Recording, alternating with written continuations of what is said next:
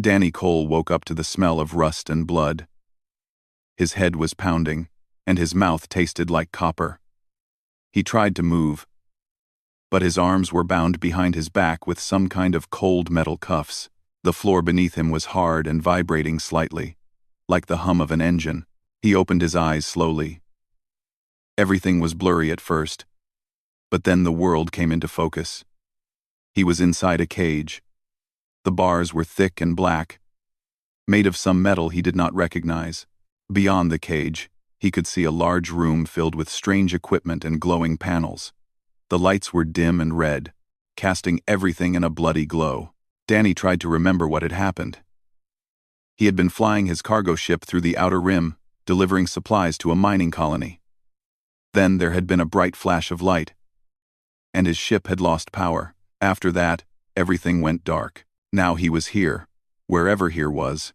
He heard footsteps, heavy footsteps that made the floor shake with each step. Danny turned his head and saw something that made his blood run cold. The creature was at least 8 feet tall. Its body was covered in dark green scales that looked as hard as armor. Its eyes were yellow and slitted like a snake's. And when it opened its mouth, Danny could see rows of sharp teeth. The creature had 4 arms, each one ending in claws that looked like curved knives. The creature stopped in front of Danny's cage and looked down at him. It made a sound that might have been a laugh. "The human is awake," the creature said. Its voice was deep and rough, like rocks grinding together. It spoke in a language Danny should not have understood, but somehow the words made sense in his head. Some kind of translation device, he guessed. More creatures appeared behind the first one. They were all similar in size and shape, though some had lighter scales and others had darker ones. They gathered around the cage and stared at Danny like he was an animal in a zoo. "This is the species called human?" one of them asked. "It looks weak." "It is weak," the first creature replied. "Humans have no claws, no fangs, no armor. They are soft and slow, but they have spread across many star systems. So they must have some value as prey." Danny's heart was beating fast now. Prey. That word echoed in his mind. These things had captured him to hunt him. "I am High Hunt Master Vorath," the first creature said, addressing Danny directly. "You have been chosen for the Crimson Festival. It is a great honor. You will be hunted by 12 of our finest young warriors on the sacred grounds of Vorath 7. If you survive for 7 days, you will be released." Danny stared at the creature. "And if I don't survive?" Vorath showed his teeth in what might have been a smile. "Then you will die, human. That is the point of a hunt." The other creatures laughed. The sound was horrible, like breaking bones. One of the younger creatures stepped forward. He was slightly smaller than the others, but his scales were bright and unmarked. A young hunter, eager to prove himself. "What weapons does it have?"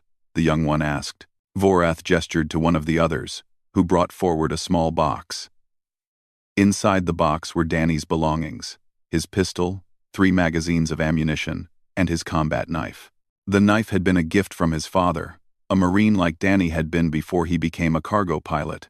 30 small projectiles and a cutting tool, Vorath said, holding up the pistol with clear disgust. "Primitive. Barely worth mentioning. Should we take them away?" the young hunter asked. Vorath considered this for a moment. Then he shook his head. "No. Let the human keep its toys. It will make the hunt more interesting. Perhaps it will even manage to wound one of you before it dies." The hunters laughed again. Danny said nothing. He was counting in his head. 30 rounds. 12 hunters. That meant he could miss twice. Only twice. The ship traveled for what felt like hours. Danny sat in his cage and tried to stay calm. He thought about Megan, his fiancée back on Earth. She would be wondering where he was by now. She would be worried. He had promised to be home in time for her birthday. He was going to keep that promise. He had to. Finally, the ship began to descend. Danny felt his stomach drop as they entered the atmosphere of some planet. Through a small window in the hull, he could see a world covered in thick jungle. The trees were massive, with trunks as wide as buildings and leaves that glowed with soft blue and green light. The ship landed in a clearing. The cage door opened, and 2 hunters grabbed Danny by the arms. They dragged him out of the ship and threw him onto the ground. The air was hot and wet, filled with strange sounds and stranger smells. Vorath stood before him. In his hands were Danny's pistol and knife. "The rules are simple, human," Vorath said. "You run, we hunt. If you survive for 7 days, you may leave. If you die, your body will be displayed as a trophy." He dropped the weapons at Danny's feet. "The hunt begins at dawn," Vorath continued. "That gives you until the first sunrise to find shelter and prepare. I suggest you use the time wisely." Danny picked up his pistol and checked the magazine. Full. He holstered it and picked up his knife. The weight of it felt good in his hand. Familiar. He looked at the 12 young hunters who would be chasing him. They were all staring at him with hunger in their yellow eyes. They were already imagining his death, already tasting victory. Danny looked at Vorath. "You're making a mistake," he said quietly. Vorath tilted his head. "What did you say, human?" "I said you're making a mistake." Danny's voice was calm and steady. "You think you know what I am. You think I'm prey, but you've never hunted a human before. You don't know what we're capable of." Vorath stared at him for a long moment. Then he laughed. Bold words from a creature with no claws. "Run along now, little human. Enjoy your last night alive." The hunters turned and walked back to their ship. Danny watched them go. Then he turned and looked at the jungle stretching out before him. It was dark and dense, and full of unknown dangers. He took a deep breath and started walking. Megan was waiting for him. He was going home, but first, he had 12 aliens to kill. Danny moved through the jungle until his legs burned and his lungs ached. The strange blue and green glow of the plants lit his way, but it also created shadows everywhere, shadows where anything could be hiding. He had been walking for hours when he finally stopped to rest. He found a narrow ravine with steep walls on both sides and thick vines hanging from above. It was a good spot. The walls would stop the hunters from surrounding him, and the vines would slow down anything trying to climb down. Danny sat with his back against the cold rock and caught his breath. He pulled out his pistol and checked it again. 30 rounds. He had to make every single one count. He thought about what he knew. The Kareth were big and strong. They had claws and teeth and armored scales. But they were also arrogant. They thought humans were weak and easy to kill. That arrogance was a weakness Danny could use. He also remembered something from his marine training. Humans were not the fastest animals on Earth. They were not the strongest either. But humans could do something that almost no other creature could do. They could keep moving when everything else had to stop and rest. It was called persistence hunting, and it was how ancient humans had survived on the plains of Africa thousands of years ago. The Kareth might be faster in short bursts, but Danny could run for hours. He could walk for days. He could outlast them. The first sunrise came, and with it came the sound of hunting horns. The hunt had begun. Danny started moving immediately. He did not run. Running would tire him out too fast.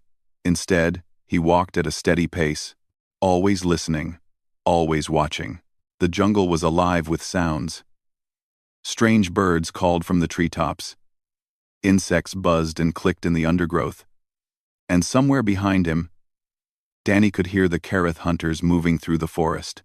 He walked for most of the morning. Around midday, he found what he was looking for. A narrow path between 2 massive trees. The path was the only way through a thick wall of thorny bushes. Anyone coming this way would have to use the path.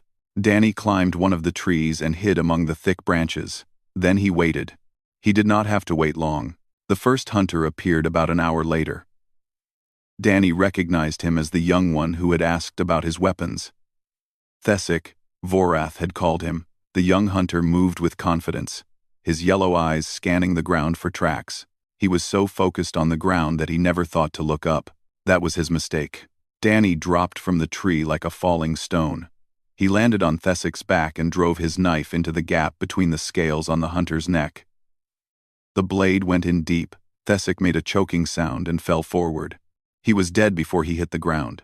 Danny pulled out his knife and wiped the blood on the dead hunter's scales. His hands were shaking, but his mind was calm. 1 down. 11 to go. He searched Thesic's body and found a small device on his belt. It was a communicator of some kind. Danny could hear voices coming from it, speaking in the Kareth language. Thesic, report your position. Silence. Thesic, respond. More silence. Danny smiled grimly. They would know something was wrong now. Good. Let them worry. He took the communicator and kept moving. The rest of the day passed without another encounter. Danny kept walking, always staying near cover, always watching his surroundings. As the second night fell, he found a small cave hidden behind a waterfall. He crawled inside and allowed himself a few hours of sleep. He woke to the sound of voices outside. Danny grabbed his pistol and pressed himself against the cave wall. Through the curtain of water, he could see 2 shapes moving in the darkness. 2 hunters, searching for him. The stream goes into this cave, one of them said. He could be hiding inside. Then let us flush him out, the other replied. Danny heard them moving toward the waterfall. He had seconds to act. He burst through the waterfall, pistol raised. The hunters were caught off guard. Danny fired twice, and both shots found their marks. The first hunter fell with a hole in his chest. The second hunter stumbled backward, clutching his throat. Danny did not wait to see if they were dead. He ran. Behind him, he heard screaming into the communicator. The human has weapons. It killed Thesic and now Brath and Corell. It killed 3 of us. Danny ran through the jungle, his heart pounding. 28 rounds left, 9 hunters remaining. He ran until he could not run anymore. Then he walked. And when his legs gave out, he crawled. But he never stopped moving. As the third sunrise painted the sky in shades of orange and purple, Danny found a high ridge overlooking a wide valley. He could see for miles in every direction. In the distance, he spotted a group of hunters moving through the trees. They were bunched together, moving slowly. They were scared. Danny smiled. Good. Fear was a weapon too. He climbed down from the ridge and circled around behind them. They were so focused on looking ahead that they never checked their backs. Danny followed them for hours, staying just out of sight. He watched them stop to rest. Watched them argue about which way to go. Watched them jump at every sound in the jungle. When one of them finally separated from the group to relieve himself, Danny was waiting. He moved like a shadow. The hunter never even had time to scream. Danny's knife found the soft spot under the jaw, and the hunter collapsed without a sound. 8 hunters left. Danny dragged the body into the bushes and disappeared back into the jungle. That night, the remaining hunters made camp together. They built a fire and set guards around the perimeter. They were done pretending this was a normal hunt. They knew now that they were in danger, but they still did not understand what they were dealing with. Danny watched them from the darkness. He could see the fear in their eyes, hear it in their voices. They were apex predators. They had never been afraid before. They did not know how to handle it. Danny smiled in the darkness. This was only the beginning. He had 28 rounds, a knife, and something the Kareth did not have. He had a reason to live, and he was going to make them pay for every hour they had kept him from the woman he loved. On the hunting ship orbiting above Verath 7, High Huntmaster Vorath stared at the display screen with growing concern. 4 of his hunters were dead. 4 young warriors, the best of their generation, killed by a single human with primitive weapons. Show me the recordings again, Vorath commanded. His assistant brought up the footage from the hunters' helmet cameras. Vorath watched Thesic die, the human dropping from the tree like a predator. He watched Brath and Coral fall to the human's strange weapon, 2 quick flashes of fire, and then nothing. He watched the 4th hunter, young Malith, simply vanish into the jungle. This is not possible, Vorath muttered. Humans are prey. They are soft. They are weak. But the evidence on the screen told a different story. Down on the surface of Vareth 7, Danny Cole kept moving. He had not slept in 2 days. His body was exhausted, his muscles screaming for rest. But he did not stop. He could not stop. Every time he felt like giving up, he thought about Megan. He thought about her smile, her laugh, the way she looked at him when he came home from a long trip. He thought about the ring he had hidden in his sock drawer, the one he was going to give her on her birthday. He was going to see her again. Nothing was going to stop him. The 8 remaining hunters had gathered together in a defensive formation. They moved as a group now, never separating, never spreading out. They had learned that lesson the hard way, but Danny did not need them to separate. He had a different plan. He started following them. The Kareth were fast. When they ran, they could cover ground faster than any human, but they could not run forever. Their bodies were built for short, explosive bursts of speed, not for long-distance travel. After a few hours of moving, they had to stop and rest. Danny did not stop. When the hunters rested, Danny walked. When they slept, Danny crept closer. When they woke up and started moving again, Danny was right behind them. He never attacked. He just followed. Hour after hour, day after day, always there, always watching. On the 3rd day, the hunters started to break. "It is still following us," one of them hissed, looking over his shoulder. "I can feel its eyes on me." "Then let us turn and fight," another said. "Fight what? It disappears every time we look for it. It is like hunting smoke." They argued and snapped at each other. They had not slept properly in days. Every time they closed their eyes, they imagined the human creeping toward them with that bloody knife. Danny watched them from a ridge above their camp. He could see how tired they were, how afraid. Good. Tired hunters made mistakes. Afraid hunters made even more. That night, he decided to push them harder. He waited until the deepest part of the night, when even the jungle seemed to sleep. Then he began to make sounds. He scratched his knife against rocks, creating a noise like claws scraping on bone. He mimicked the hunting calls the Kareth used, but twisted them, made them wrong. The hunters woke in a panic. They grabbed their weapons and stared into the darkness, trying to find the source of the sounds. But Danny was never where they looked. He moved through the jungle like a ghost, making noise here, then there, then somewhere else entirely. By morning, the hunters were exhausted and terrified. They had not slept at all. Danny had rested for a few hours before starting his game. He felt almost refreshed. As the sun rose, 2 of the hunters broke away from the group. They had decided to make for the extraction point, a temple on the far side of the jungle where Vorath waited with the ship. They were done with the hunt. They just wanted to survive. Danny followed them. The 2 hunters moved quickly at first, powered by fear. But after a few hours, they started to slow down. Their bodies were giving out. They had to stop and rest. Danny did not rest. He caught up to them at a river crossing. They were sitting on the rocks, drinking water, and trying to catch their breath. They never heard him coming. Danny used his knife on the first one. Quick and clean, a single thrust to the base of the skull. The second hunter turned at the sound of his companion falling. Danny already had his pistol raised. 1 shot. 27 rounds left. 6 hunters remaining. He left the bodies where they fell. Let the others find them. Let them see what happened to hunters who ran. Back at the main group, the remaining 6 hunters discovered they were now 4. The 2 who had fled were gone, their communicators silent. "We need to call for extraction," one of them said. His voice was shaking. "This hunt is over. We have failed. Vorath will never allow it," another replied.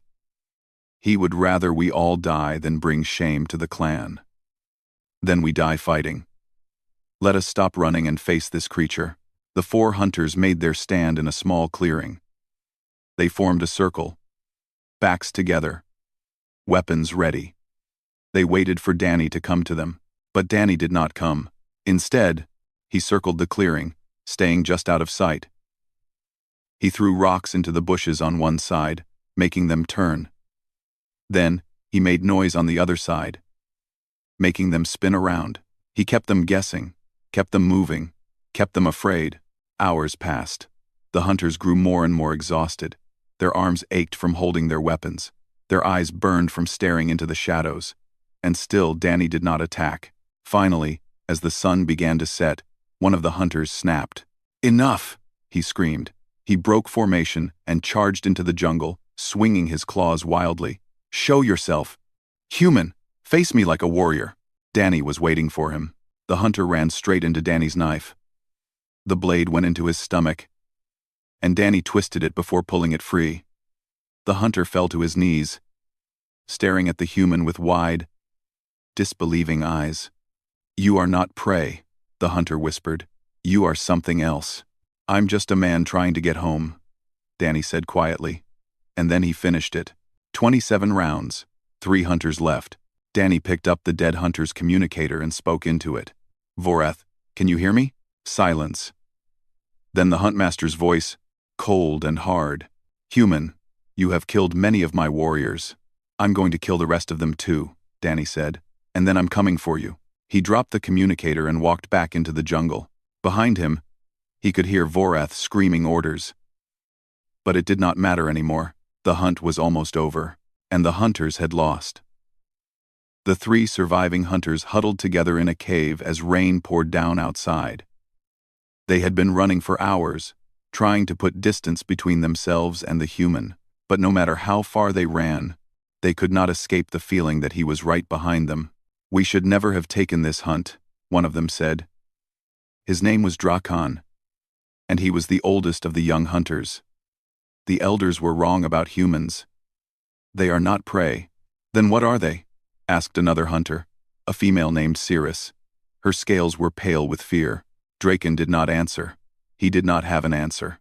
The third hunter, Vex, was the youngest of them all. He had not spoken in hours. He just sat in the corner of the cave, staring at nothing, his claws digging into the stone floor.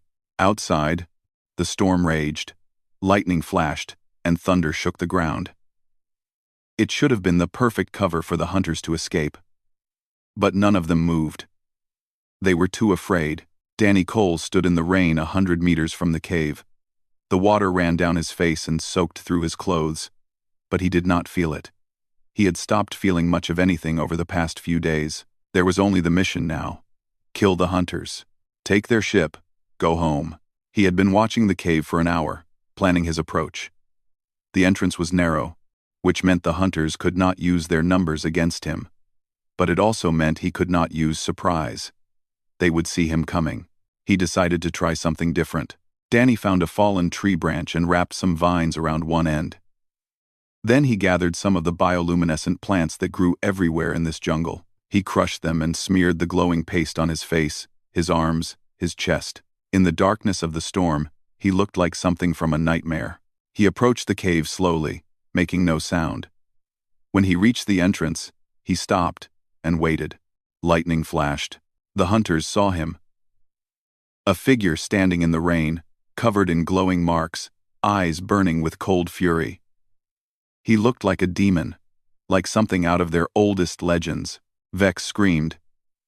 He scrambled to his feet and ran deeper into the cave, his mind finally breaking under the pressure of fear. "Vex, wait," Draken shouted. But it was too late. Vex disappeared into the darkness of the cave. Danny did not follow. He stayed at the entrance, blocking the only way out. "Human," Draken said, his voice shaking. "We surrender. We will not fight you anymore. Just let us leave." Danny stared at him. For a moment, he considered it. These were young warriors, probably not much older than the students Danny used to see at the university near his home. They had families, lives, futures. But then he remembered the cage. He remembered Vorath laughing at him, calling him prey. He remembered the fear and the anger and the cold certainty that these creatures would have killed him without a second thought. "You had your chance to let me go," Danny said quietly. "You chose to hunt me instead." He raised his pistol. Draken charged at him with a roar, claws extended. He was fast. Faster than any human could ever be. But Danny had been waiting for this. He sidestepped the charge and fired twice into Draken's side. Where the scales were thinner, the hunter stumbled and fell. He tried to get up, but his legs would not work. He looked at Danny with something like respect in his dying eyes. "You fight well, human," Draken gasped. "Perhaps we were wrong about your kind." "You were," Danny said, and then Draken was gone. 25 rounds, 2 hunters left. Cyrus backed away from Danny, her hands raised in surrender. "Please," she begged. "I do not want to die." Danny looked at her. She was young, probably the youngest of all the hunters he had faced. Her scales were trembling, and her yellow eyes were wide with terror. "Then run," Danny said. "Run to the temple and tell Vorath what happened here. Tell him I am coming for him." Cyrus stared at him for a moment, unable to believe what she was hearing. Then she turned and ran, disappearing into the storm.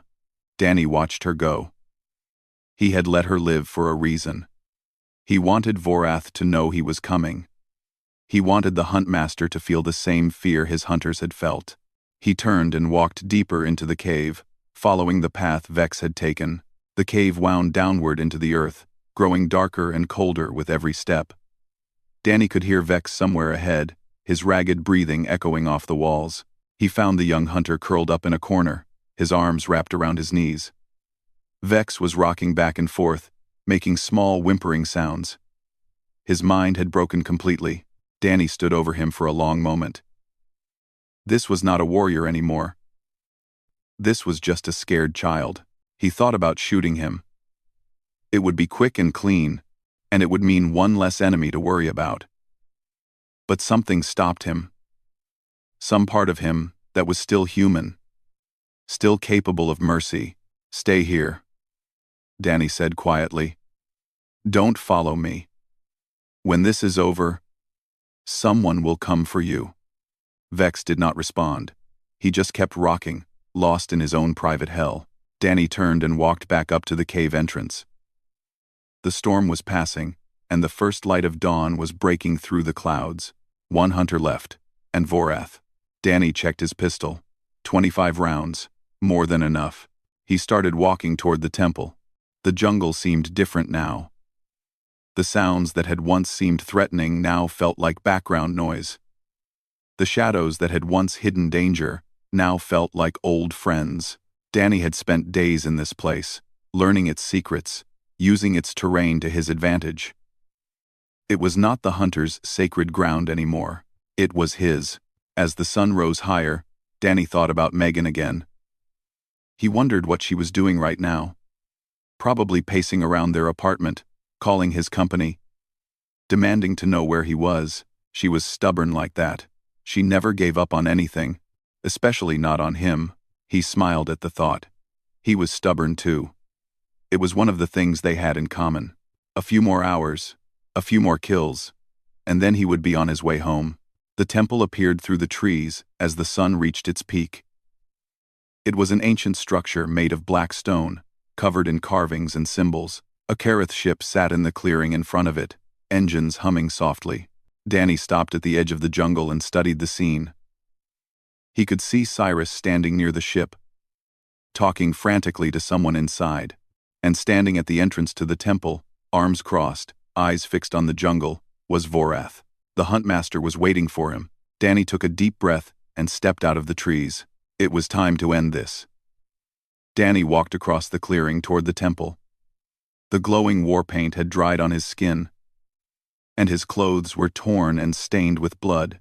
He looked like something that had crawled out of a nightmare. He felt like it too. Vorath watched him approach with an expression that was hard to read. The Huntmaster had seen the recordings from the hunter's cameras. He had watched this small, soft creature kill 9 of his best warriors with nothing but primitive weapons and sheer determination. He had underestimated humans. He would not make that mistake again. Cyrus cowered behind the ship, too afraid to move. She had delivered Danny's message to Vorath. And now she just wanted to survive. "Human," Vorath called out as Danny stopped 20 meters from the temple. "You have proven yourself a worthy opponent. I offer you a choice. Danny said nothing. He just stood there, pistol in hand, waiting. Surrender now, and I will grant you a quick death. Vorath continued. It is more than any prey has ever been offered. You should be honored. Danny laughed. It was not a pleasant sound. You still don't understand. Do you? I'm not prey. I never was. Vorath's eyes narrowed. Then what are you? I'm the thing your ancestors were afraid of, Danny said. I'm the monster that hunts the hunters. For a long moment, neither of them moved. The jungle was silent around them, as if even the wildlife knew that something important was about to happen. Then, Vorath raised his arms and roared. I am Vorath, High Huntmaster of the Kareth Empire. I have killed 1,000 creatures across 100 worlds. I will not be threatened by a hairless ape with a metal stick. He charged. Danny raised his pistol and fired. The bullet struck Vorath in the shoulder, punching through his scales and spraying dark blood behind him. But the Huntmaster did not stop. He kept coming, his forearms reaching for Danny, his claws gleaming in the sunlight. Danny fired again. And again. The bullets tore into Vorath's chest and legs. But the Huntmaster was too strong, too determined. He crashed into Danny like a freight train, sending them both tumbling across the ground. Danny lost his grip on his pistol. It skidded across the stones and disappeared into the grass. He tried to reach for his knife, but Vorath's massive hand closed around his throat and lifted him off the ground. You fight well for a human. Vorath growled, blood dripping from his wounds. But you are still just flesh and bone. And I am Kareth. Danny could not breathe. The world was going dark around the edges. He could feel his strength fading, his body giving up, but his mind refused to quit. He thought about Megan. He thought about her face, her voice, the way she said his name. He thought about the life they were going to have together, the children they had talked about, the future they had planned. He was not going to let that future die here on an alien moon. With the last of his strength, Danny reached down to his belt and pulled out his knife. He could barely feel his fingers, but he gripped the handle as tight as he could. Then he drove the blade forward with everything he had left. The knife went into Vorath's eye and out the back of his skull. The Huntmaster's grip loosened. His body swayed for a moment, then collapsed. Danny fell to the ground, gasping for air, his vision swimming. For a long time, he just lay there, breathing. Every part of his body hurt. He was pretty sure some of his ribs were broken. But he was alive. He was alive. Danny slowly got to his feet. He looked down at Vorath's body, at the knife still sticking out of his eye. The High Huntmaster of the Kareth Empire, killer of 1,000 creatures, defeated by a single human with a knife his father had given him. Somewhere nearby, Cirrus was screaming. Danny turned and saw her running toward the ship, trying to escape. He picked up his pistol from the grass and checked the magazine. 19 rounds left. Stop, he called out. Cirrus froze. She turned to face him, her whole body shaking with fear. Please, she whispered. Please, don't kill me. I surrender. I will do whatever you want. I will do whatever you want. Danny walked toward her. His legs felt like they were made of lead, but he forced himself to keep moving. When he reached Cirrus, he looked into her terrified eyes and saw something that surprised him. He saw himself. He saw the same fear he had felt when he woke up in that cage, the same desperate hope for survival. Get on the ship, Danny said. Take me off this moon. Cirrus nodded frantically. She ran up the ramp into the ship, and Danny followed her. The inside of the vessel was larger than he expected, with corridors leading off in several directions. The bridge is this way, Cirrus said, leading him forward. They reached a circular room filled with control panels and glowing screens. Cirrus sat down in the pilot's seat and began pressing buttons. Where do you want to go? She asked. Human space, Danny replied. Earth, if you can get me there. If not, anywhere with a human settlement. Cirrus nodded and entered the coordinates. The ship hummed to life, and Danny felt the vibration of engines powering up. "It will take several days to reach human space," Cyrus said. "There is food and water in the storage bay. And medical supplies. If you need them." Danny looked down at himself. He was covered in cuts and bruises, and there was a deep gash on his arm that was still bleeding. He definitely needed medical supplies. "What happens to you when we get there?" Danny asked. Cyrus was quiet for a moment. "I do not know. I suppose your people will imprison me. Or kill me." Danny thought about it. This young hunter had not chosen to be part of this.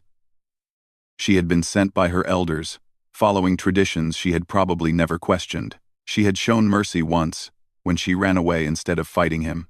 Maybe she deserved mercy in return. "When we reach human space, I'll let you take the ship and go," Danny said. "Go back to your people. Tell them what happened here. Tell them that humans are not prey." Cyrus stared at him with wide eyes. "You would let me live? After everything?" "Someone has to tell the story," Danny said. "Someone has to make sure your people never do this again." Cyrus nodded slowly. "I will tell them. I will tell everyone." The ship lifted off and rose through the atmosphere of Vareth 7. Danny watched through the viewport as the jungle moon grew smaller and smaller below them. That place had been his nightmare for days. Now, it was just a dot of green in the endless black of space. He found a seat and sat down heavily. His body was finally starting to shut down, now that the danger was over. He needed sleep. He needed food. He needed a doctor. But more than anything, he needed to go home. 3 days later, the ship dropped out of hyperspace near a human mining colony. Danny activated the distress beacon and waited. When the rescue ship arrived, the crew found Danny sitting calmly in the pilot's seat. He was cleaned up now, his wounds bandaged, his face no longer covered in war paint. Around his neck hung a cord with 12 sharp fangs strung on it, one from each hunter he had killed. "Sir," the rescue captain said, staring at the fangs. "What happened to you?" Danny looked at him and smiled. It was a tired smile, but there was pride in it. "I went hunting," he said. 6 weeks later, Danny Cole walked through the front door of his apartment in Montana. Megan was there waiting for him, just like he knew she would be. She threw her arms around him and held on tight, crying into his shoulder. "I thought I lost you," she whispered. "I thought you were gone forever." Danny held her close and breathed in the smell of her hair. The smell of home. "I'm here," he said. "I'm not going anywhere. Creepelbia." Later, after the tears and the explanations and the long hours of just being together, Megan noticed the cord of fangs sitting on the dresser. "What are those?" she asked. Danny looked at the fangs and thought about everything he had been through. The fear, the pain, the killing, the long nights in the jungle, wondering if he would ever see home again. "A reminder," he said, "that some things are worth fighting for." Megan took his hand and squeezed it. She did not need to ask what he meant. She already knew. Somewhere across the galaxy, stories began to spread. Stories of a human who had been hunted by the greatest predators in the Empire and had hunted them back. Stories of a creature that could not be stopped, could not be broken, could not be killed. The Kareth Empire quietly removed humans from their list of approved prey species. And on a small blue planet called Earth, Danny Cole finally got the peaceful life he had fought so hard to keep.